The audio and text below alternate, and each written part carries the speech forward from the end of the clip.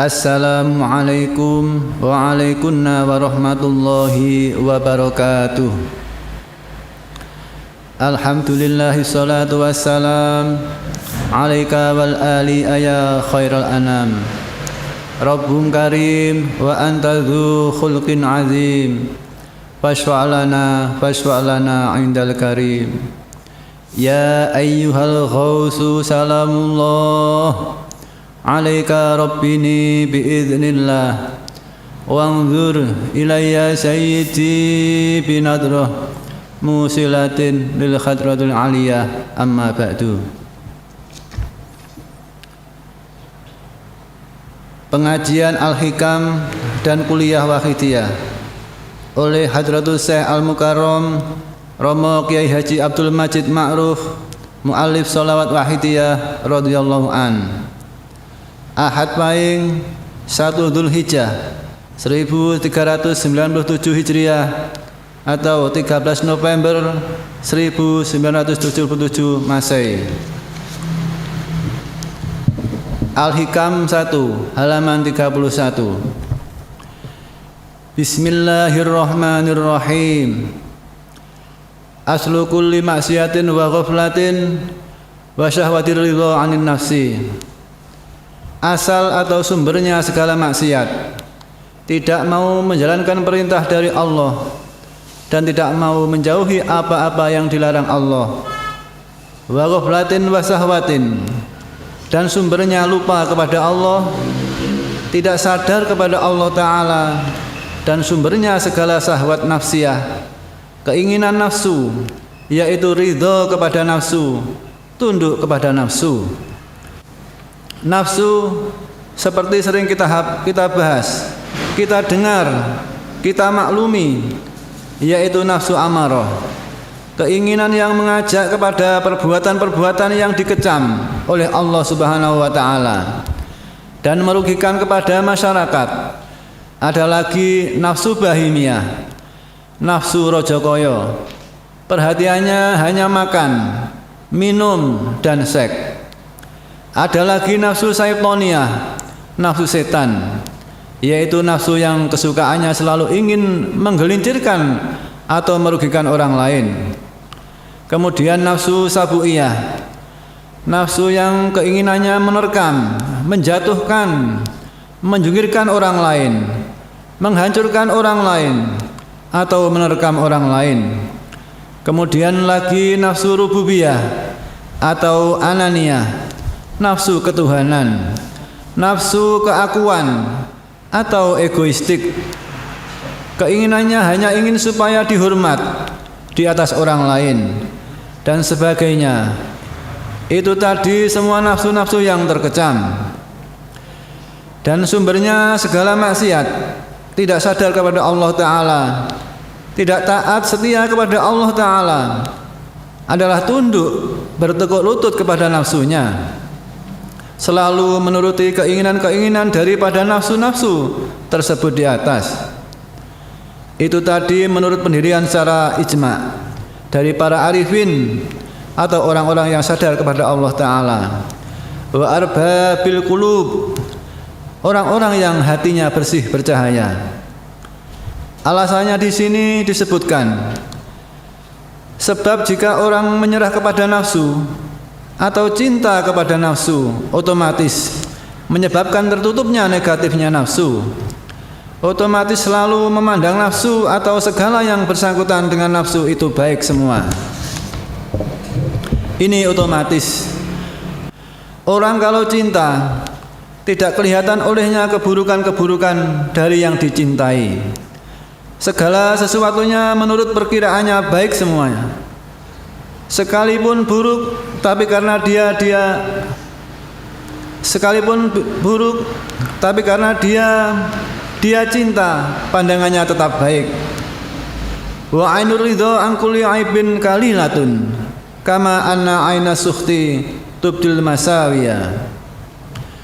Kalau orang senang atau ridho, sekalipun yang disenangi atau diridhoi itu salah atau tidak baik, tetap dianggap baik. Keburukan-keburukan tertutup oleh adanya rasa senang atau ridho itu tadi.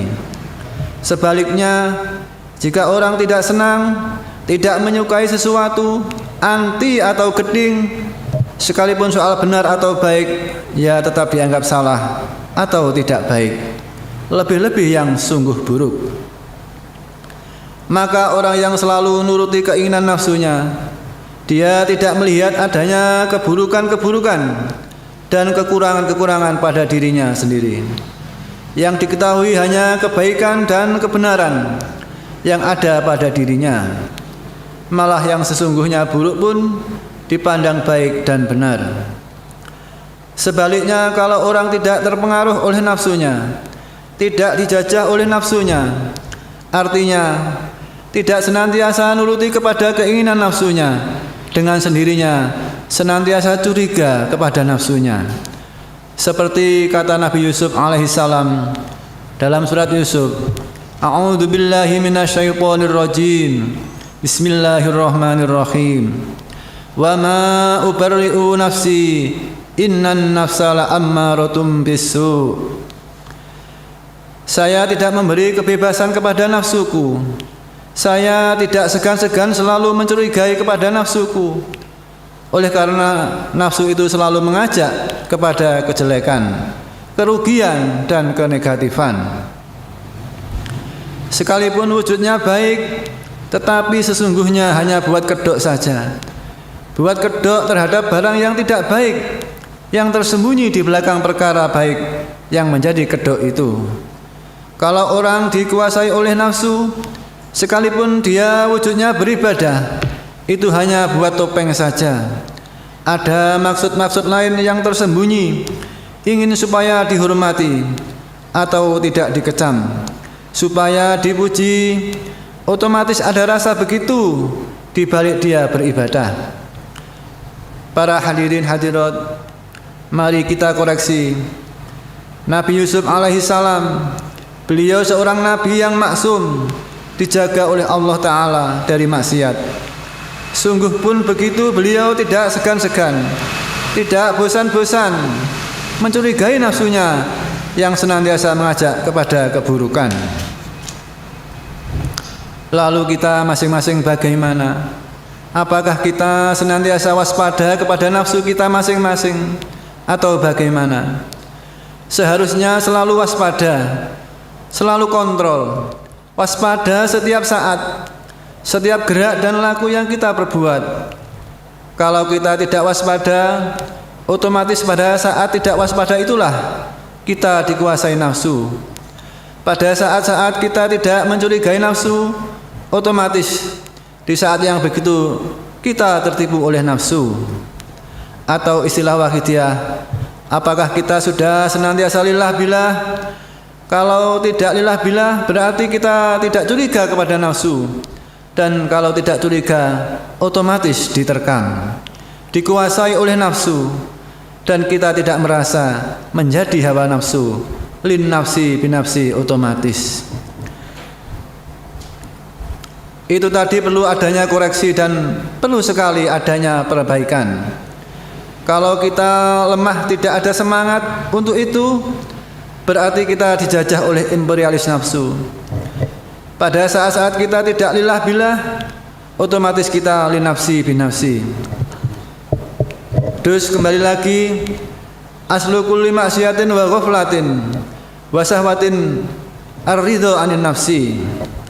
Sumber segala maksiat dan lupa kepada Allah, tidak sadar kepada Allah, dan nuruti syahwat nafsiyah yang hubungan dengan makan, minum, seks dan sebagainya. Soal materi, sumber dari segala itu semua adalah ridho atau puas atau cinta kepada nafsu. Tekuk lutut dikuasai nafsu, lin nafsi binafsi. Kebalikan daripada itu, wa aslu kulli ta'atin wa yaqadhatin wa ifatin adamur ridha minka anha.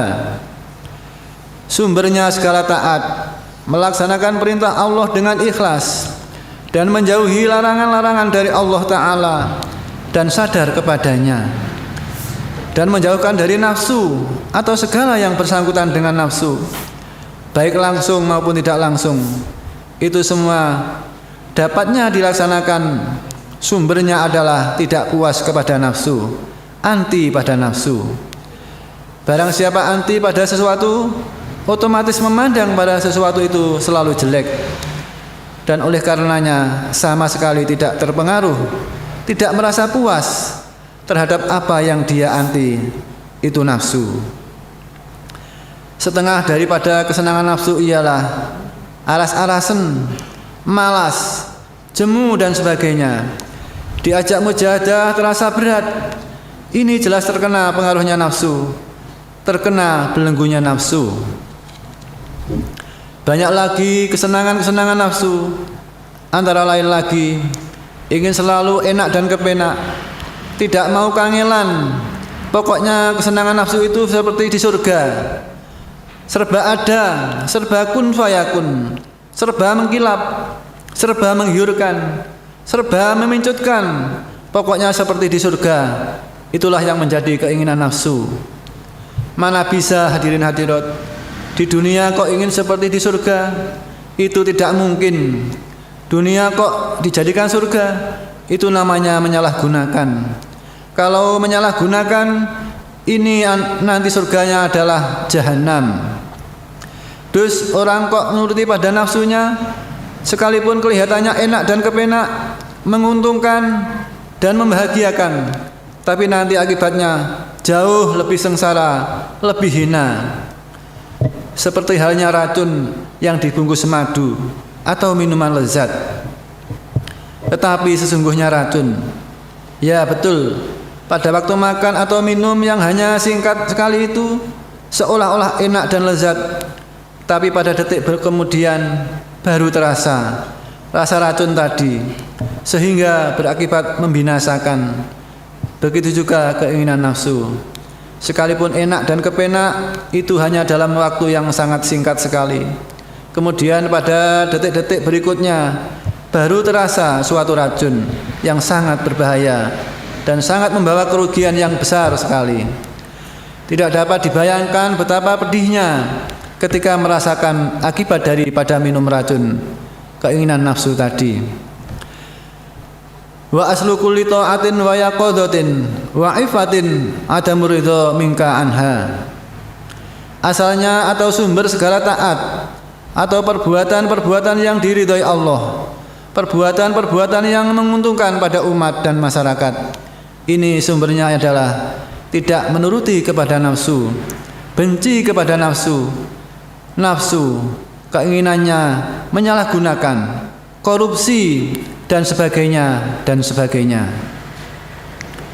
Andai kata bangsa Indonesia sudah bebas dari imperialis nafsu, terutama mereka-mereka yang berkompeten, otomatis seperti pepatah, suwe mijet woing ranti, lebih lama memijat buah ranti. Artinya masyarakat adil makmur yang dicita-citakan bangsa Indonesia akan cepat terwujud, lebih cepat daripada memijat buah ranti.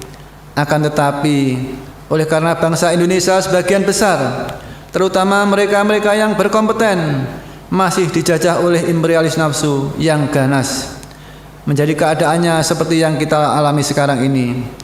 Dekadensi moral, penyelewengan, korupsi dan penyalahgunaan makin menjadi-jadi, tumbuh di berbagai banyak bidang. Maka dari itu perlu sekali adanya koreksi yang terus-menerus kepada imperialis nafsu. Kalau kita tidak selalu curiga kepada dan waspada kepada nafsu, senantiasa mengarahkan, otomatis kita terjebak oleh nafsu, kita terjerumus oleh bujukan nafsu. Ini tidak berarti kita harus meninggalkan atau menentang sama sekali kepada nafsu, tapi mengarahkan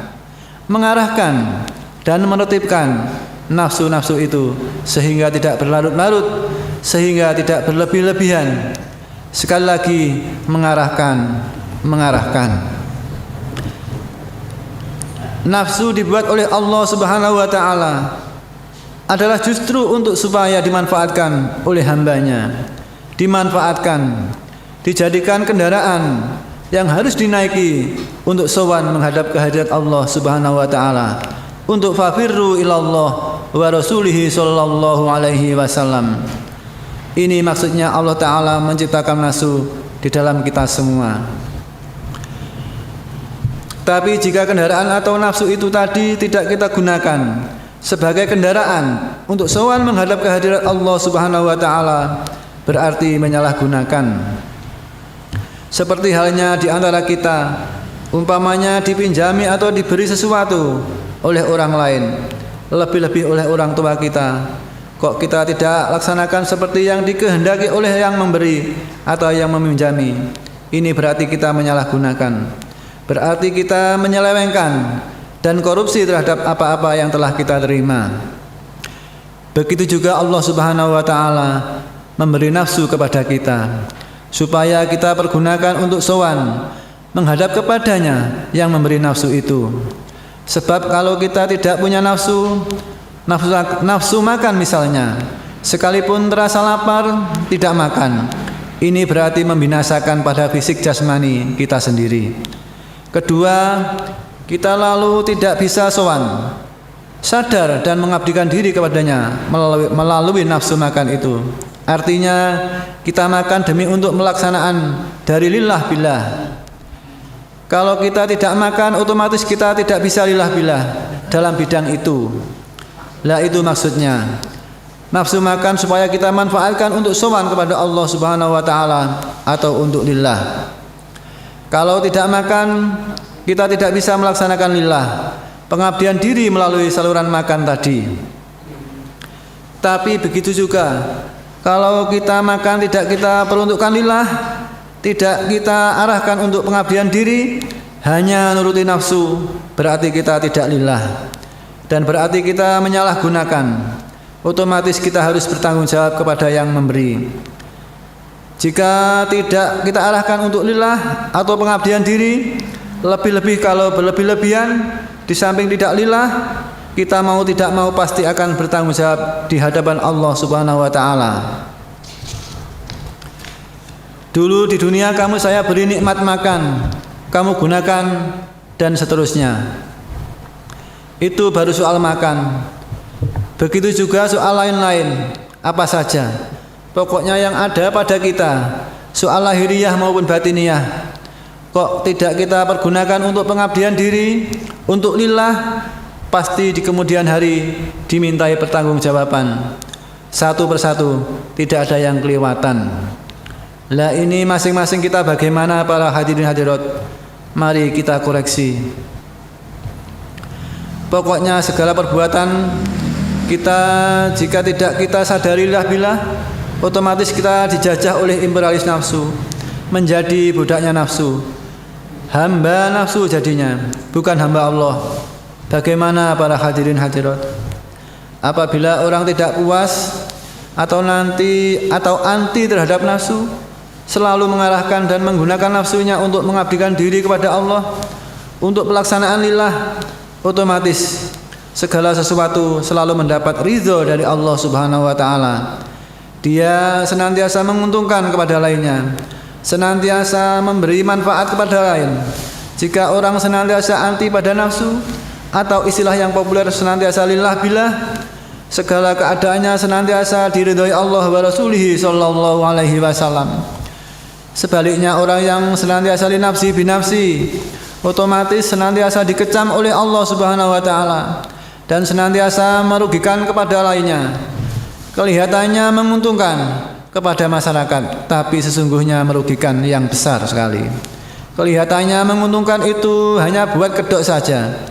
Lebih-lebih yang lahiriahnya kelihatan merugikan dan batiniahnya juga merugikan, itu jauh lebih besar merugikan. Itu tadi orang yang selalu linafsi binafsi. Walamma kana ridho anin nafsi sa'nu may yata'atal uluma az-zahiriyata allati la tadullu ala uyubin nafsi nahal musannifu an suhbatihim wa mukhalatatihim. Ini pada umumnya orang yang berkecimpung dalam ilmiah lahiriah, secara umum keistimewaan lebih banyak dirugikan oleh nafsunya. Dia tidak merasa, maka musannif memperingatkan, wala antashaba jahilan la yardha an nafsihi khairul laka min antashaba aliman yardha an nafsihi. Dan sekiranya engkau berkawan dengan orang bodoh, buta huruf, tapi anti terhadap nafsunya, itu lebih baik daripada berkawan dengan orang yang alim, orang cerdik, orang pandai, tapi masih dijajah oleh imperialis nafsunya. Oleh karena berkawan itu nular atau mempengaruhi anak yang berkawan dengan anak lain yang nakal. Dia ketularan menjadi anak nakal. Berkawan dengan orang yang bejat akhlaknya, sedikit banyak ketularan. Berkawan dengan orang senantiasa dikuasai oleh nafsu, linafsi ketularan. Oleh karena itu di sini diperingatkan jangan sampai berkawan dengan orang yang akhlaknya bejat, orang yang tidak senantiasa lillah billah, tetapi berkawanlah dengan orang yang baik akhlaknya, yang anti pada nafsunya, yang senantiasa lillah billah. Itu dalam bidang peningkatan kesadaran. Terkecuali dalam bidang penyiaran. Bidang penyiaran malah harus mempergauli orang-orang bejat untuk ditolong, diselamatkan dari kebejatannya. Bidang berkawan harus cari orang-orang yang akhlaknya lebih baik. Tapi dalam bidang penyiaran justru kita harus banyak mempergauli orang-orang yang rusak-rusak. Ibarat orang sakit yang parah harus didahulukan, selak keburu mati. Otomatis jika ada kemungkinan, dan terutama mereka-mereka yang masih ada harapan untuk sembuh dari kebejatan akhlaknya. Insya Allah dalam bidang penyiaran ini, asal sungguh-sungguh, insya Allah tertolong. Asal kita sungguh-sungguh di dalam kita menolong mereka yang sangat parah itu.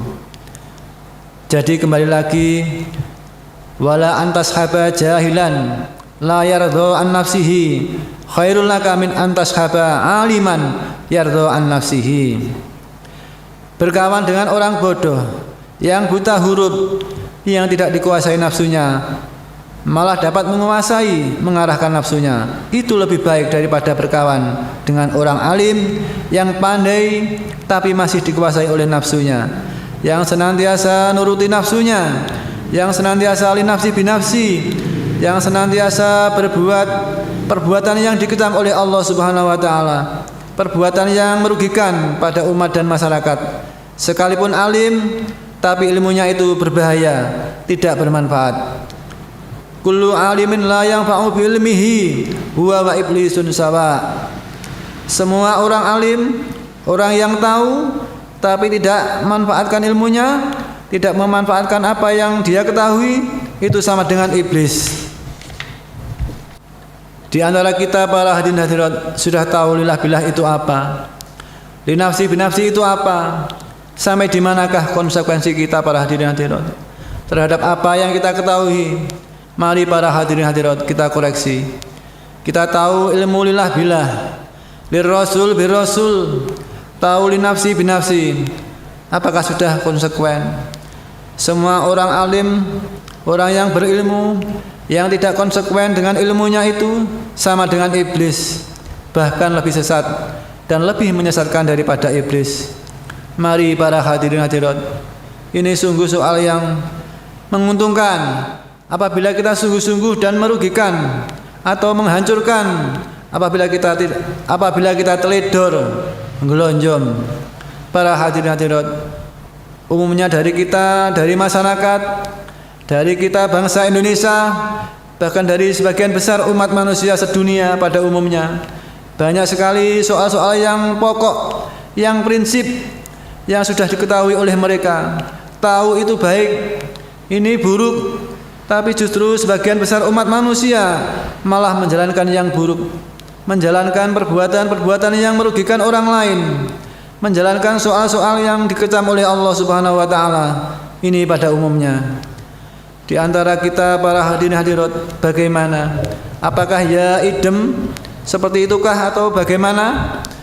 Dan di samping itu kita semua harus bertanggung jawab para hadirin hadirat, bertanggung jawab. Pada minggu yang lalu atau 2 minggu yang lalu, kalau saya tidak salah, pernah saya utarakan ada peringatan batiniyah dari salah seorang kawan pengamal wahidiyah sendiri, yaitu maksudnya sayang kawan pengamal wahidiyah, terutama di dalam mujahadahnya kurang bersungguh-sungguh, hanya sambil lalu saja, Seandainya sungguh-sungguh mereka di dalam mujahadah-mujahadahnya sudah dulu-dulu diberi pertolongan yang gilang gemilang oleh Allah Subhanahu wa taala, sayangnya di dalam mereka berjuang kurang bersungguh-sungguh. Ini peringatan dari ghaib para hadirin hadirat. Lah ini apakah cocok dengan fakta dan kenyataan kita? Ini terserah pada kita masing-masing. Di dalam kita mujahadah berdp-dp di hadapan Allah wa Rasulih sallallahu alaihi wasallam, sudah sungguh-sungguh atau belum para hadirin hadirat? Di dalam kita lillah billah, bi rasul, di dalam kita berjuang, apakah sudah sungguh-sungguh atau sambil lalu para hadirin hadirat? Mari kita koreksi. Sayangnya para pengamal wakidiyah di dalam mereka berjuang, di dalam mereka berdp-dp di hadapan Allah wa Rasulih sallallahu alaihi wasallam, hanya tulak sumpah masih kurang sekali. Ya, mudah-mudahan pengajian pagi ini benar-benar diridhoi Allah Subhanahu wa taala, membawa kemajuan besar yang sebanyak-banyaknya. Wa ayyu ilmin li alimin yardu an nafsihi. Apakah boleh dikatakan ilmu-ilmunya orang alim yang ridho kepada nafsunya, yang senantiasa dikuasai oleh imperialis nafsunya? Dus orang yang punya ilmu yang masih dikuasai nafsu otomatis tidak konsekuen kepada ilmunya. Yang baik malah ditinggalkan, yang jelek malah dilanggar, diterjang, atau kalau pada suatu tempo berbuat kebaikan tapi justru malah buat kedok saja, atau ada latar belakangnya karena ingin dihormat orang lain, takut tidak terhormat kalau tidak berbuat atau menjalankan kebaikan. Begitu juga meninggalkan barang jelek atau merugikan karena takut. Pokoknya selalu ada latar belakangnya, yaitu keuntungan pribadi atau nafsu. Sekalipun buta huruf, tapi dia tidak dikuasai oleh nafsu, otomatis segala perbuatannya senantiasa diridhoi Allah Subhanahu wa taala. Otomatis senantiasa membawa manfaat. Otomatis senantiasa membawa manfaat bagi orang lain. Sekalipun wujudnya itu tidak ada hubungan, tidak memanfaati kepada umat dan masyarakat atau kepada lainnya. Sebaliknya, apabila orang dikuasai oleh imperialis nafsu, sekalipun alimnya sundul langit, tapi justru ilmunya itu disalahgunakan untuk keuntungan pribadi atau nafsunya, sama sekali tidak membuahkan manfaat bagi umat masyarakat.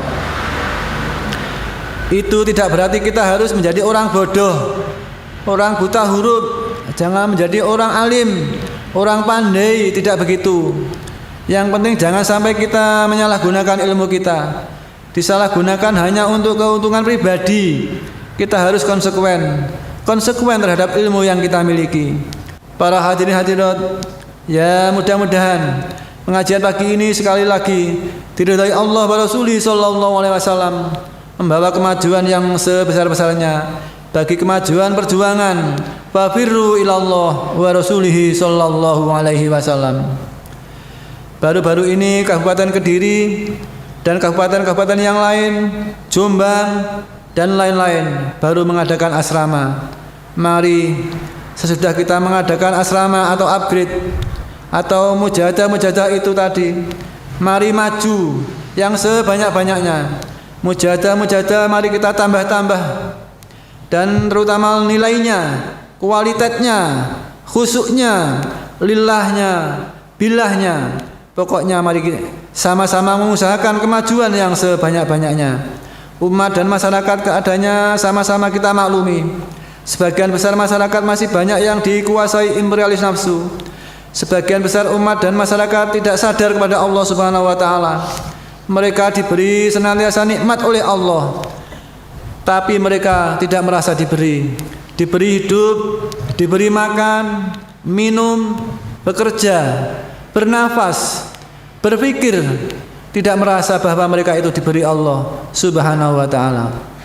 Ini sebagian besar diberi kekuatan, tidak merasa diberi kekuatan oleh Allah taala, malah disalahgunakan untuk melakukan perbuatan yang dikecam oleh Allah Subhanahu wa taala yang memberi kekuatan itu. Sebagian besar begitu para hadirin hadirat. Kita bersama kalau hanya ongkang-ongkang dengkul, tidak memperdulikan soal itu para hadirin hadirat, pasti dituntut oleh Allah Subhanahu wa taala, dikumpulkan di dalam naru jahannam bersama masyarakat yang menyalahgunakan. Malah mungkin sekali malah lebih berat daripada masyarakat itu sendiri. Para hadirin hadirat, itu kalau kita tidak segera cancut tali wondo menyelamatkan umat dan masyarakat dari imperialis nafsu yang ganas sekali. Para hadirin hadirat, mari para hadirin hadirat mengadakan kemajuan yang sebanyak-banyaknya, dan kita maju dalam soal ini. Para hadirin hadirat, tidak akan mengganggu bidang lain, bidang rumah tangga, ekonomi dan lain-lain. Insya Allah malah justru kita maju di dalam berjuang. Fafirru ilallah wa rasulihi sallallahu alaihi wasallam. Insya Allah ekonomi kita diberi barokah. Hadirin hadirat, a'udzu billahi minasyaitonir rajim. Bismillahirrahmanirrahim. Wa may yattaqillaha yaj'al lahu mahraja wa yarzuqhu min haitsu la yahtasib. Siapa yang sungguh-sungguh takwa pada Allah Subhanahu wa taala, pasti dikeluarkan dari jalan yang buntu, dari kesulitan-kesulitan, dan diberi rezeki yang sebanyak-banyaknya dari jurusan yang tidak diduga-duga. Itu para hadirin hadirat, sumpahnya Allah Subhanahu wa taala kepada kita para manusia. Mari para hadirin hadirat maju yang sebanyak-banyaknya. Dan maaf, pengajian pagi ini kiranya cukup sekian saja. Selanjutnya waktu dan tempat dipersilahkan kepada beliau dari pusat. Kembali fatwa amanat Romo Yai.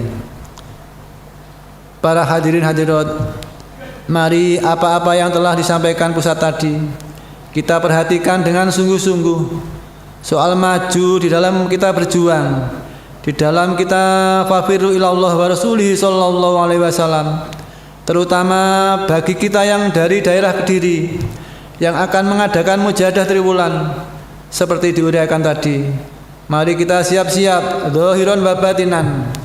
Dan selain dari jamaah-jamaah daerah Kabupaten Kediri, mari yang tertinggal, yang tidak bisa mengikuti asrama di Ngletih, mari sama-sama mendukung dari jamaah masing-masing, ikut memohonkan semoga mujahadah triwulan Kabupaten Kediri itu tadi benar-benar diridhoi Allah Subhanahu wa taala, membuahkan kemajuan-kemajuan yang banyak, kebaikan-kebaikan dan barokah-barokah yang banyak. Para hadirin hadirat, dalam kesempatan ini mari sama-sama berdp-dp, sama-sama merintih di hadapan Allah wa Rasulih sallallahu alaihi wasallam. Mari sama-sama mohon ampun, mari sama-sama bertaubat para hadirin hadirat. Al-Fatihah.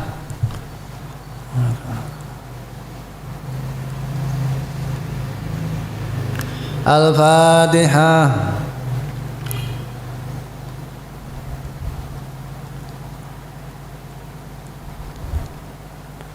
Al-Fatihah.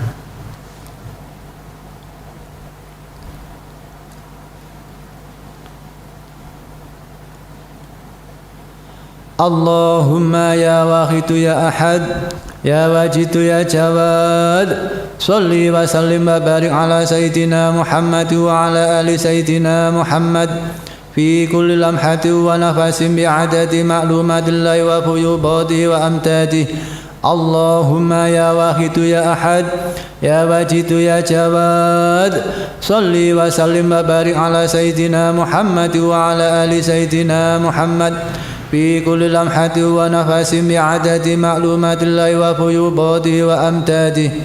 Allahumma ya wahidu ya ahad, ya wajidu ya jawad, salli wa sallim wa barik ala sayyidina Muhammad wa ala ali sayyidina Muhammad fi kulli lamhati wa nafasin bi'adadi ma'lumatillahi wa fuyubadihi wa amtadihi. Allahumma kama anta ahlu, salli wa sallim wa barik ala sayyidina wa maulana wa safi'ina wa habibina wa qurrati a'yunina Muhammadin sallallahu alaihi wasallam kama huwa ahlu. Nas'aluka Allahumma bihaqqihi an tuhriqana fi lujjati bahril wahdah hatta la nara wa la nasma'a wa la najida wa la nukhisa wa la nataharraka wa la naskuna illa biha wa tarzuqana tamama maghfiratika ya Allah wa tamama nikmatika ya Allah wa tamama ma'rifatika ya Allah وتمام محبتك يا الله وتمام رضوانك يا الله وصلي وسلم وبارك عليه وعلى آله وصحبه عدد ما أحاط به علمك وأصواه كتابك برحمتك يا أرحم الراحمين والحمد لله رب العالمين. يا شافع الخلق الصلاة والسلام عليك نور الخلق هادي الأنام وأصله وروحه أدركني فقد ظلمت أبدا وربني وليس لي يا سيدي سواك فإن ترد كنت شخصا هالكا. يا شافع الخلق الصلاة والسلام عليك نور الخلق هادي الأنام وأصله وروحه أدركني فقد ظلمت أبدا وربني وليس لي يا سيدي سواك فإن ترد كنت شخصا هالكا. يا شافع الخلق الصلاة والسلام عليك نور الخلق هادي الأنام وأصله وروحه أدركني فقد ظلمت أبدا وربني وليس لي يا سيدي سواك فإن ترد كنت شخصا هالكا.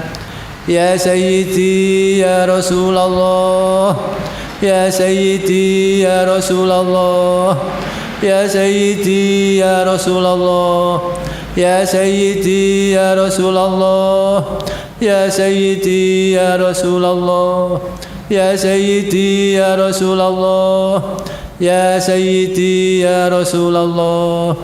يا أيها الغوث سلام الله عليك ربني بإذن الله وانظر إلي سيدي بنظرة موصلة الحضرة العلية.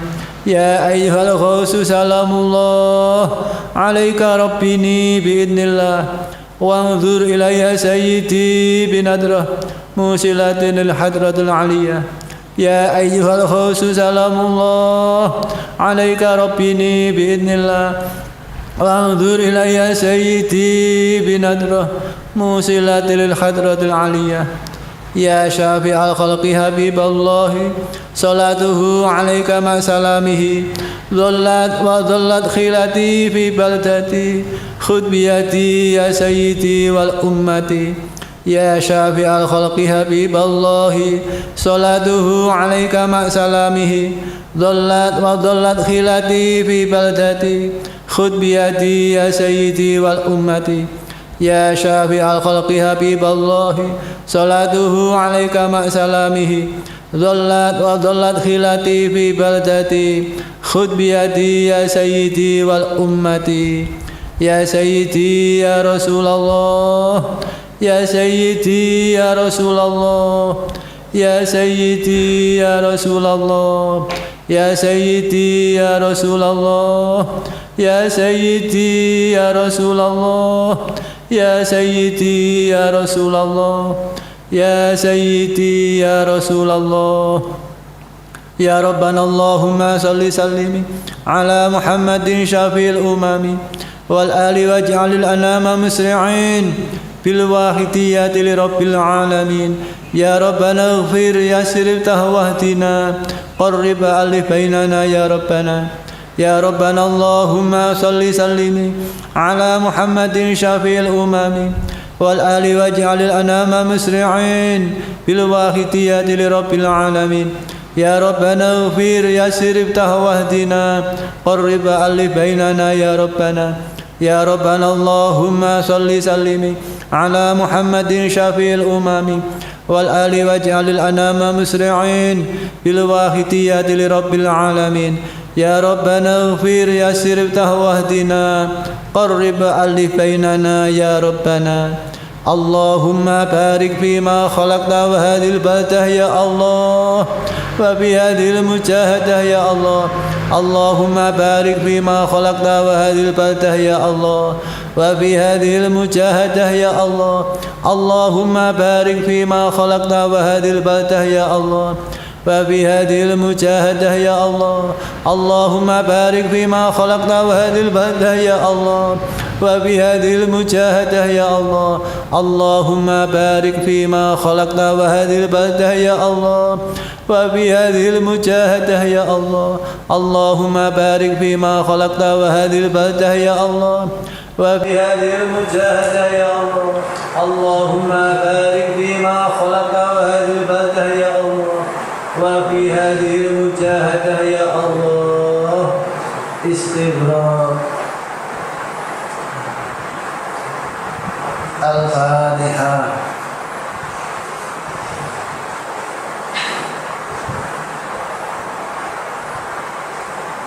بسم الله الرحمن الرحيم اللهم بحق اسمك الأعظم وبجاه سيدنا محمد صلى الله عليه وسلم وببركات غوث هذا الزمان وأعوانه وسائر أوليائك يا الله يا الله يا الله رضي الله تعالى عنهم اللهم بحق اسمك الأعظم وبجاه سيدنا محمد صلى الله عليه وسلم وببركات غوث هذا الزمان وأعوانه وسائر أوليائك يا الله يا الله يا الله يا الله رضي الله تعالى عنهم اللهم بحق اسمك الأعظم وبجاه سيدنا محمد صلى الله عليه وسلم وببركة غوث هذا الزمان وأعوانه وسائر أوليائك يا الله يا الله يا الله رضي الله تعالى عنهم